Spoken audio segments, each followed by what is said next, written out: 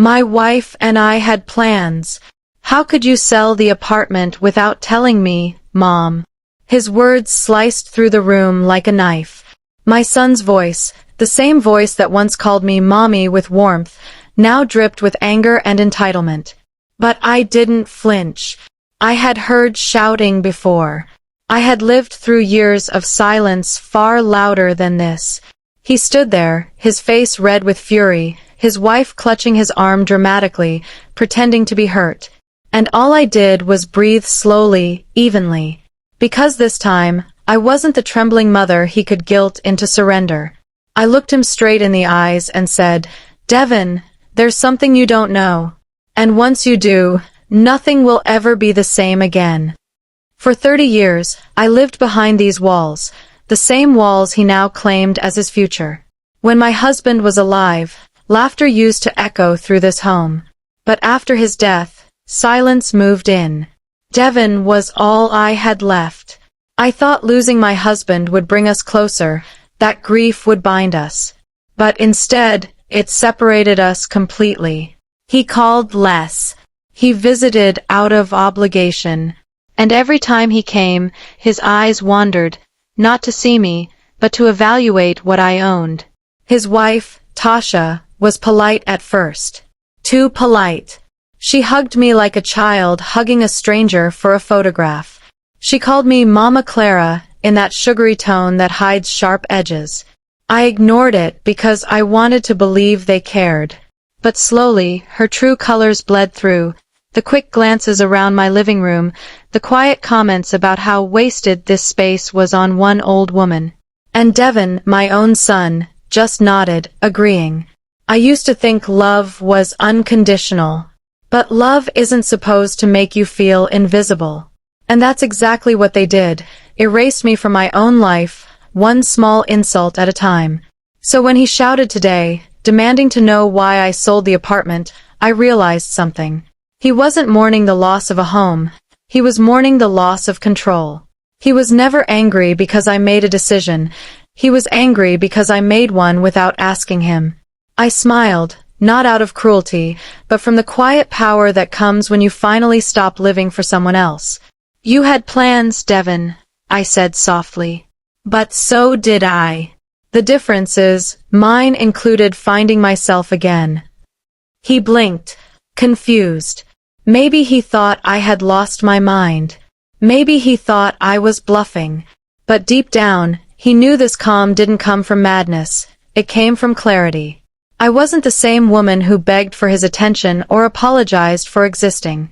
I had done something unthinkable in his world. I chose myself. He thought I sold a building. But what I really sold was a lifetime of being treated like I didn't matter. The apartment wasn't just concrete and walls, it was my cage, painted with memories of neglect. And the moment I signed those papers, I didn't lose my home. I found my freedom. As he kept shouting, I just stood there, letting his anger bounce off me like wind against a mountain. Because he still didn't understand. The woman who used to break at his words no longer existed. And in that silence between his rage and my calm, something powerful happened. For the first time in my life, my son was afraid of me. Not because I shouted, not because I threatened, but because he finally realized. I had nothing left he could take. My name is Clara Mae Johnson, and I'm 65 years old. For most of my life, I believed being a good mother meant giving everything, your time, your energy, your peace, without ever asking for anything in return. I thought love was sacrifice. But somewhere between all those sacrifices, I lost myself completely. After my husband, Thomas, passed away 7 years ago, silence became my closest companion. The mornings were the hardest.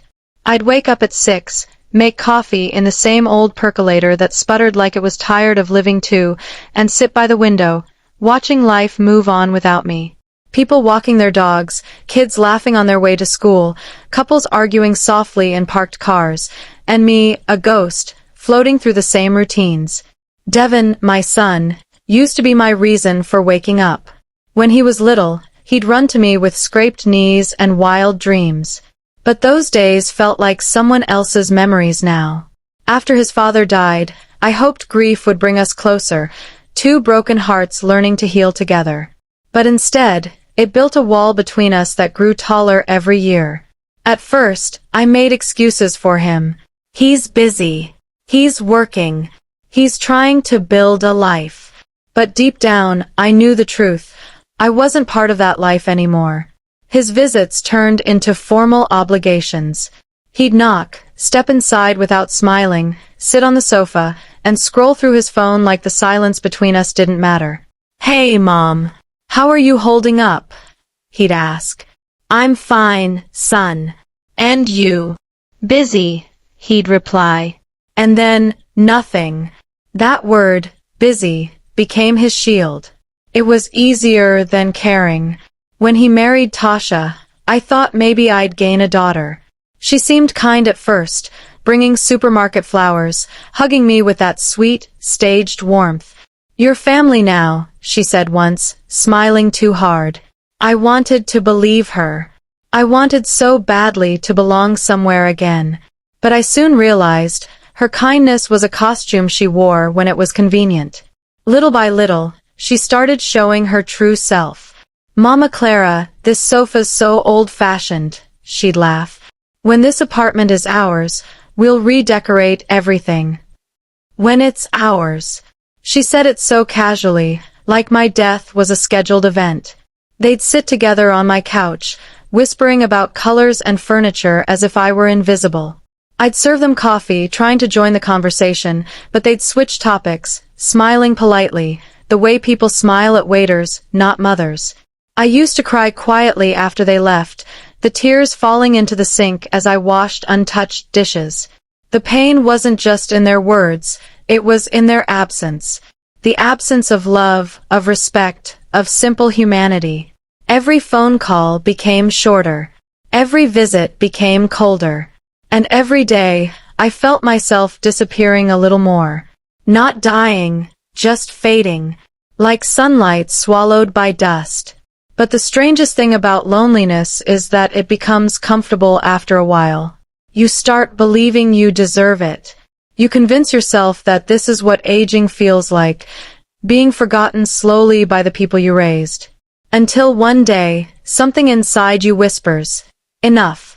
I didn't know it then, but that whisper would soon grow into a storm. A storm that would destroy the woman who stayed silent, and give birth to the woman who finally decided to live for herself. It was a Tuesday afternoon. Quiet, ordinary, the kind of day that usually disappeared without meaning. I had just finished folding laundry when I heard the front door open. Devon's voice drifted in, low and casual. They hadn't told me they were coming, but that wasn't unusual. My home had become a place they entered like it already belonged to them. I was about to greet them when I stopped. Their tone wasn't friendly, it was whispery, secretive. Something in it made my skin prickle. I froze by the hallway, holding my breath. "How much do you think this place is worth?" Tasha asked, her voice light but greedy underneath. "I don't know, maybe 280,000, Devon replied. "If we sell it, that's enough for the down payment on a real house, a big one." "Sell it." My heart stuttered. "Sell what?" Tasha giggled. "But your mom won't sell, will she?" Devon laughed, a short, dry laugh that sounded nothing like the boy I'd raised. "Nah. She's stubborn. But she won't live forever." Silence followed, a silence that burned through me like acid. And then Tasha's voice again, sharp and cold. "Good. Because honestly, I don't know how much longer I can pretend to like her."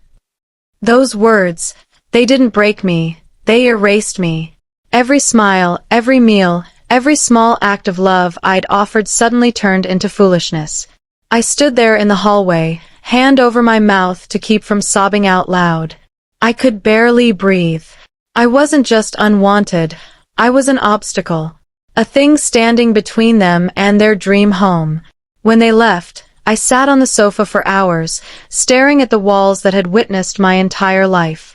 The same walls I'd painted with my husband when we first moved in.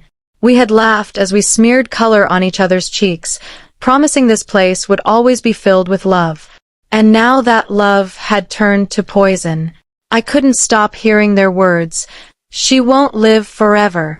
They echoed through my head like a curse. I thought I'd cry, but instead, something else rose inside me, something fierce and cold. It wasn't sadness anymore. It was clarity. That night, I couldn't sleep. I kept pacing the apartment, feeling every corner of it as if for the last time. The floor creaked like it was whispering, "You deserve better." Maybe for the first time in my life, I believed it. The next morning, I made coffee like always, but this time it tasted different. Bitter, strong, real.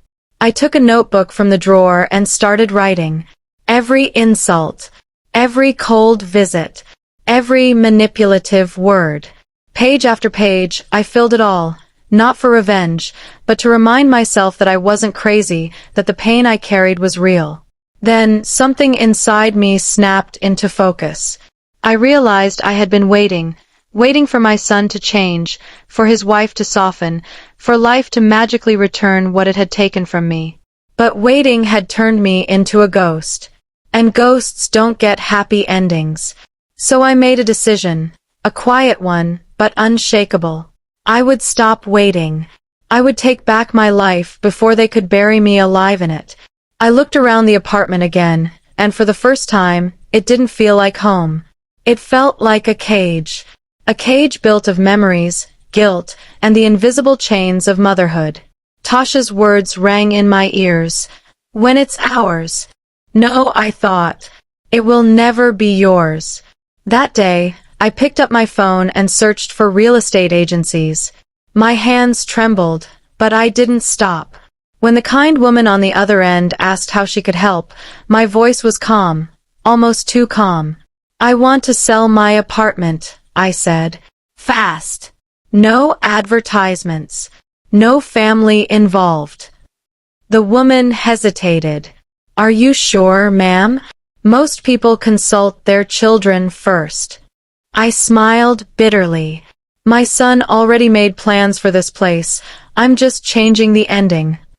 When I hung up, I sat back in my chair and let out a long breath. The fear that had held me for years began to loosen its grip. For the first time, I felt something like power, quiet, heavy, and dangerous. The next day, the agent arrived, polite, efficient, unaware that he was witnessing a revolution. He walked through the rooms, taking notes. "This place could sell quickly," he said. "Would you like me to contact your family before we move forward?" I looked him dead in the eye. "No," I said. "This decision belongs to me." He nodded. And as he left, I felt my heart racing, not from guilt, but from freedom. By the time I closed the door, I knew there was no turning back. They had planned to inherit my home when I died. But instead, they would have to live with the truth. That the woman they underestimated had just outsmarted them all. The morning after I made my decision, the world seemed sharper, clearer. Even the sunlight that filtered through my window looked different, as if it were finally shining for me. I brewed my usual cup of coffee, but this time it didn't taste like routine. It tasted like courage. That quiet, unfamiliar kind of courage that blooms when a woman decides she's done being afraid. 3 days after calling the real estate agency, a man named Mr. Harris arrived to appraise the apartment. He was polite, in his 40s, dressed neatly in a gray suit. He moved through each room with professional detachment, taking notes, clicking photos. I followed him silently, my heart pounding in my chest like a drum. When he finished, he looked at me kindly and said, "Mrs. Johnson, this place is in good condition. You could sell it for $280,000, maybe more if you're patient. But if you want to sell quickly, $250 is realistic." "Quickly," I said without hesitation. He blinked. "You don't want to discuss it with your family first?" I smiled faintly. "No, Mr. Harris. My family discussed this apartment without me for years. I think it's time I do something without them." He nodded, perhaps understanding more than he let on. I'll start the process immediately. When he left, I sat in the silence that followed, staring at the empty coffee cup in my hands. My fingers trembled, not from fear, but from release. For so long, I had been trapped in this place, in the endless waiting, in the quiet humiliation of being unwanted. Now, with one phone call, I had set myself free. That night, I barely slept. My mind played back every insult, every look of annoyance on my son's face, every time I'd been made to feel small. I thought of Tasha's fake smiles, of the way she looked around my home like a scavenger circling prey. And then I thought of myself, the woman who had once given life to others but forgot to keep some for herself. I whispered to the darkness, "No more." A week later, the apartment was sold. The buyer was a young couple who fell in love with its simplicity, the same simplicity my son once mocked. They paid in cash, $270,000. No loans, no delays. Within days, the money sat quietly in my account, like a secret no one could touch. I found a small one-bedroom condo on the other side of town. It wasn't grand, but it was bright, peaceful, mine. I used $175,000 to buy it outright and invested the rest. For the first time in decades, I owed no one anything. I moved in silence, packed my clothes, my husband's photographs, my memories, everything else, gone, donated, sold, or thrown away. I didn't even tell Devin. He called as usual, not to ask how I was, but to remind me of his needs. "Mom, have you thought about selling the apartment yet?" he asked one evening. I smiled into the phone. "I'm thinking about it, son. Just need some time." He sighed impatiently. "Don't take too long. Houses are selling fast, and Tasha found one she loves." "I'll keep that in mind," I said softly and hung up. I could almost hear his confidence through the phone, the certainty that I'd give in like always. But this time, the game was mine. When moving day arrived, I stood in the empty living room, the same spot where I'd once sat crying after overhearing their conversation. The air was still, heavy with memories. I touched the wall gently and whispered, "Thank you for everything, but I'm done living as a shadow here." My new apartment smelled of fresh paint and possibility. The light poured through wide windows, touching the walls like a warm embrace. I set my few boxes down and just stood there, letting the peace settle around me. There was no echo of judgment here, no footsteps of disappointment, only quiet, the kind of quiet that heals.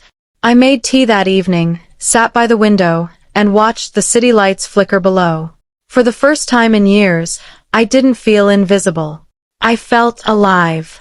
And somewhere deep inside, I knew a storm was coming, because my son would soon discover everything.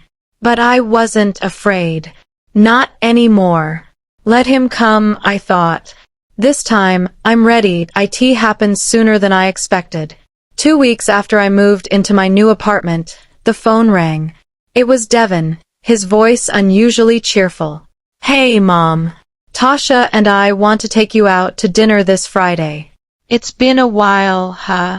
My heart tightened. Devin never invited me anywhere.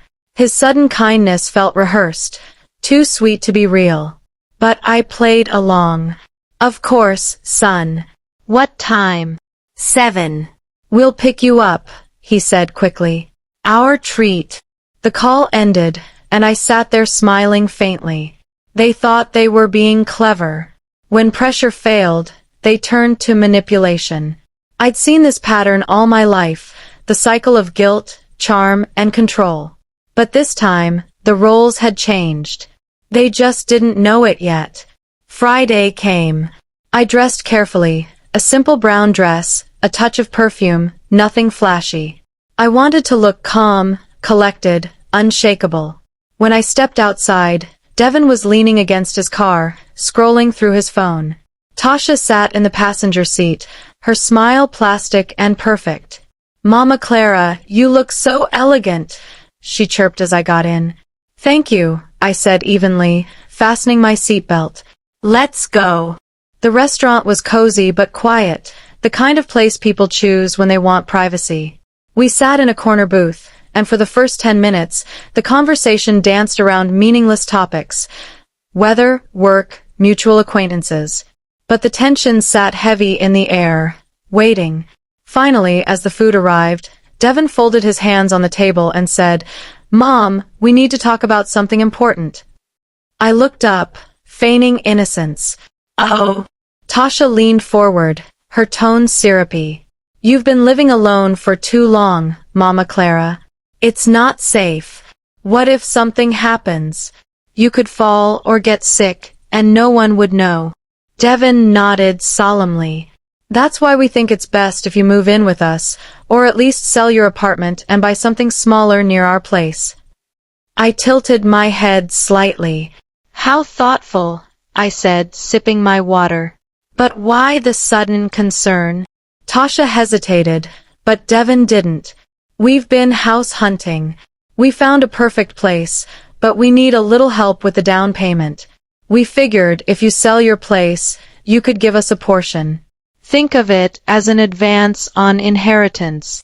Advance on inheritance. The words landed like poison wrapped in silk.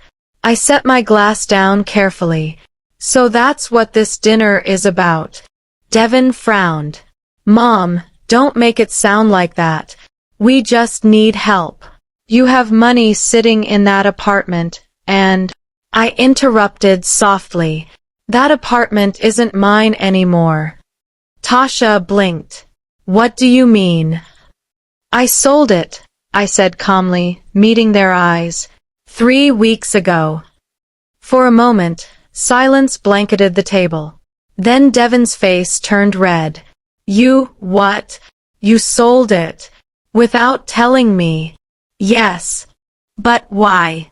That place was mine." I cut him off. "It was mine, Devin, and I decided to let it go." His voice rose. "You had no right to do that. I promised that apartment to my wife." "You promised something that was never yours," I replied quietly. Tasha's voice trembled with forced sadness. "But Mama Clara, we had plans. We were going to start our family there." I leaned forward, my tone steady. "And where in those plans was I, dear?" "Nowhere. Because those plans were never about family, they were about greed." Devin slammed his fist against the table. "You've lost your mind. After all we've done for you." That made me laugh, bitter and low. "All you've done for me? Devin, you visited once a month, maybe less. You called only when you wanted something. You've treated me like an obstacle since the day your father died." He stared at me, shocked by my tone. He wasn't used to this version of me, the one who didn't shrink beneath his voice. "I sold the apartment," I continued, "and bought a smaller place for myself. The rest of the money is invested. Safely. For my future." Devin's jaw tightened. "So that's it?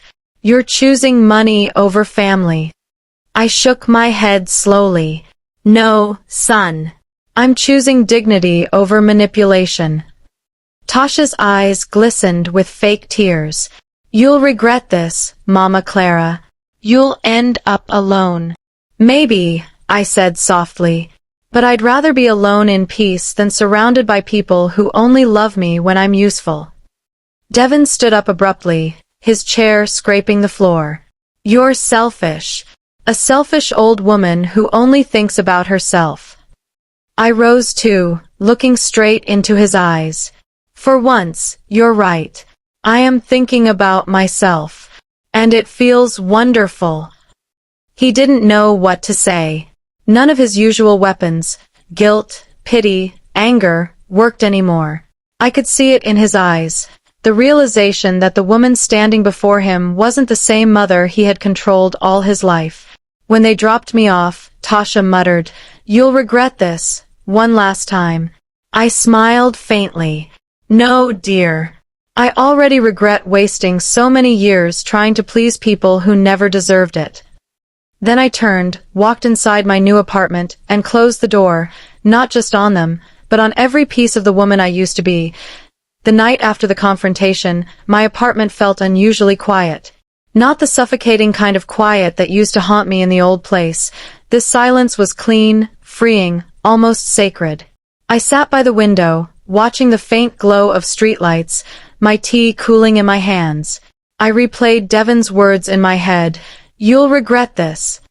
Maybe once upon a time I would have. But now, every time I looked around this small, sunlit home, all I felt was peace. The next morning, I woke early, not out of habit, but because I wanted to. The sun slipped through the blinds, painting soft gold lines on the floor. I made breakfast for one, eggs, toast, and a cup of strong coffee, and realized how long it had been since I'd eaten without rushing or pretending to have company. For the first time in years, I tasted food and felt alive. Later, I decided to take a walk around my new neighborhood. It wasn't fancy, just quiet streets, small shops, and people who smiled as they passed. At a nearby park, I saw a group of women my age sitting on a bench, laughing as they fed pigeons. Their joy looked so effortless that for a moment, I felt a sharp ache of envy, and then a spark of curiosity. Maybe I could feel that way again. That evening, while browsing online, I found an ad for an art class, Painting for Beginners, Expression Without Judgment. I hadn't painted since school, but something in that title spoke to me. I signed up instantly. The class met on Tuesday afternoon in a small community center. When I walked in, the smell of acrylics and turpentine filled the air. A woman with white hair tied in a messy bun greeted me warmly. Welcome, dear. I'm Eleanor. We don't chase perfection here, just honesty. Those words wrapped around my heart like comfort. I sat at an empty table, picked up a brush, and stared at the blank canvas. My hands trembled slightly, not out of fear, but from the weight of everything I'd been carrying. The teacher smiled gently. Don't think. Just feel. So, I painted. I didn't know what I was creating. A storm of colors, maybe, a reflection of chaos and calm. But as the brush moved, I felt something loosen inside me. Every stroke peeled away years of silence, years of invisibility. By the time the class ended, the canvas was a mess of dark blues and fiery oranges, but it was mine. It was me. When I looked around, the other women were smiling, not judging. They shared stories as they cleaned their brushes, about their children, their losses, their loneliness. Every word was a mirror. I realized I wasn't the only one who had been forgotten, ignored, or used. We were all survivors, painting our pain into light. After class, one woman named Ruth approached me. She had curly gray hair and eyes that had seen too much but still sparkled. First time? She asked. Yes, I said, and probably not the last. She laughed. Good. We could use another soul with fire in her hands. Come for coffee with us next time. That simple offer felt like a bridge back to life. Over the next few weeks, I started to heal in small, gentle ways. I joined the women for coffee after every class. We laughed, complained about aching knees, talked about recipes and dreams I didn't even know I still had. I started decorating my apartment, adding small plants to the windowsill, hanging my first painting on the wall. Every brushstroke reminded me that I had survived something brutal, not a battle with others, but a battle with myself. Sometimes I thought of Devon. He hadn't called since that dinner. Maybe his pride kept him away, or maybe he was still angry. Either way, I didn't feel bitterness anymore. Just distance, calm, necessary distance. One night, as I stood on my balcony watching the city lights, I realized something important. Freedom isn't loud. It doesn't come with fireworks or applause. It's the quiet knowledge that you owe no one your peace, that you can stand alone and still be whole. I smiled to myself and whispered, This is what living feels like. And for the first time in decades, I wasn't waiting for anyone's approval. I wasn't somebody's mother or somebody's widow. I was simply Clara, a woman who had finally learned that it's never too late to begin again. Months passed, and the weight I once carried began to fade. Not all at once, but piece by piece, like winter melting into spring. My days settled into a rhythm I loved. I painted, took long walks, shared coffee with Ruth and the other women, and spent quiet evenings reading by the window. My life wasn't glamorous, but it was peaceful, and peace, I learned, was the rarest luxury of all. One morning, I was tending to my plants when I heard a knock on the door. I froze. Hardly anyone visited without calling first. When I opened it, my breath caught. Devin stood there, looking older than I remembered. His hair was unkempt, eyes hollow, and his voice cracked as he said, "Hi, Mom." For a moment, neither of us spoke. The silence between us felt heavy, but not hostile, just real. Finally, I stepped aside. "Come in." He looked around the apartment, his gaze tracing the small details, the sunlight, the paintings, the simplicity. "It's nice here," he murmured. "Thank you," I said softly. "It's home." He nodded, his eyes dropping to the floor. "I heard from Aunt Linda that you sold the apartment and moved here. I was angry for a long time. I said some things I shouldn't have." I didn't reply. I let him speak. He continued, his voice trembling. "Tasha left. We're getting divorced. She wanted money, and when I couldn't give her what she wanted, she was done. You were right about her, Mom." The pain in his tone was real, but so was the regret. He looked up at me, tears brimming in his eyes. "I treated you terribly. I was selfish, blinded by things that didn't matter. And when you finally stood up for yourself, I thought you were betraying me. But now, I understand." I felt my throat tighten. For years, I had prayed for this moment. Not revenge, not guilt, just understanding. I walked to him, gently placing a hand on his shoulder. "Devin, I don't need you to apologize. I just need you to learn. That's what being human is, learning, even when it's painful." He covered my hand with his, eyes glistening. "Can we start over?" I smiled faintly. "We can always start over. But this time, we'll start as equals. Not as mother and son locked in old roles, but as two people learning to love again, without expectations." He nodded, wiping his eyes. "I'd like that." As he left later that evening, I stood by the door, watching him walk away, not with bitterness but with peace. Life had finally come full circle. My son had lost what he valued most, only to find what truly mattered. And I had found myself again, not through him, but through the courage to let go. That night, I sat by my easel, painting the sky outside my window, streaks of orange melting into purple. My brush moved slowly, lovingly, each stroke a thank you to life for giving me a second chance. I realized something profound as I painted.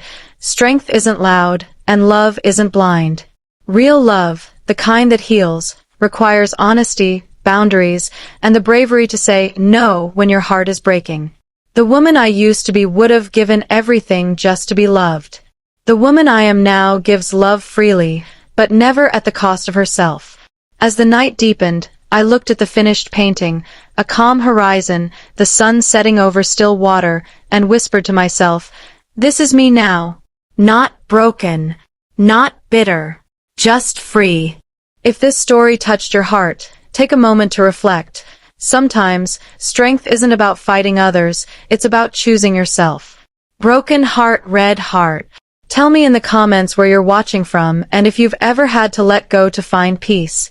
And don't forget to subscribe, like, and share this video, because every story reminds us, it's never too late to begin again. Sunrise sparkles.